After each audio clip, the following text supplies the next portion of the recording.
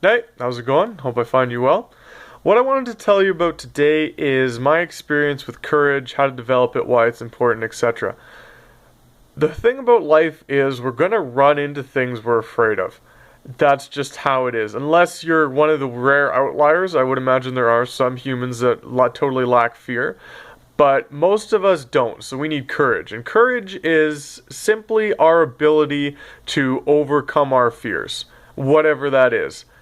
And that's super important because, especially for those of us on this path of self improvement, etc., there are things about that part of us does not want to realize about ourselves. And that's going to take some insane courage to realize. But even for living your life fully, you need courage. Most of us are scared. In fact, a lot of people will tell you if you're not scared of your dreams a little bit, you're doing it wrong. You're not dreaming big enough, and I tend to agree. If you want to start a business, there's going to be things you're going to have to take risks. You're going to have to put yourself in situations you're really uncomfortable with.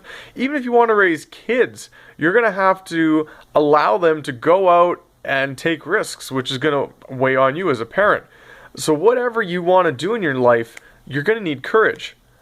So how do you develop courage? Well, you realize you need it. That's the first step. I was thinking about my life one day, and I'm like, wait a minute, I'm going to have to face my fears. I'm going to need courage to do that. Okay, what do I do? And I thought about it, and I thought about things that made me afraid, because it made sense to me that the best way to increase my courage was to exercise it, like a muscle, right?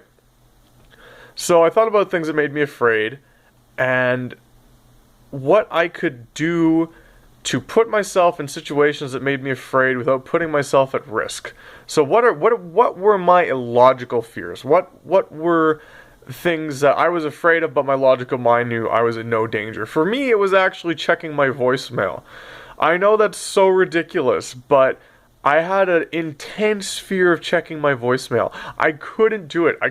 I would see I had a voicemail, I wouldn't check it for days. I would not. I don't know why. I guess I'm just really afraid of getting bad news or something. I don't know.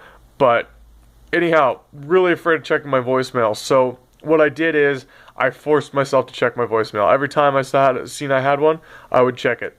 Every time I thought there might be one, I would check it. And by facing that fear again and again, over time I realized that, oh, it's whatever, it's BS. Okay. You know, these some of these fears I have are completely logical. Or heights. I'm afraid of heights, and I think that stems from the fact that I was really klutzy when I was younger, especially when I was younger. And heights kill you if you're klutzy. That's the thing, right? If you fall from heights, you're dead. But I was so bad that even if there was a fairly high railing in between me and the height, I was afraid. So what I would do every time I was in a situation with heights, I would stand a little closer to the edge than I was comfortable with. Not dangerously. You know, I wasn't like hanging over the edge, like, but I would stand a little closer to the edge. And just meditating on what is fear. Just meditating on what is fear. What is it? Just think about what is fear. Just think it's in your head. Fear is usually in your head. And just meditating, general meditation, of course, is I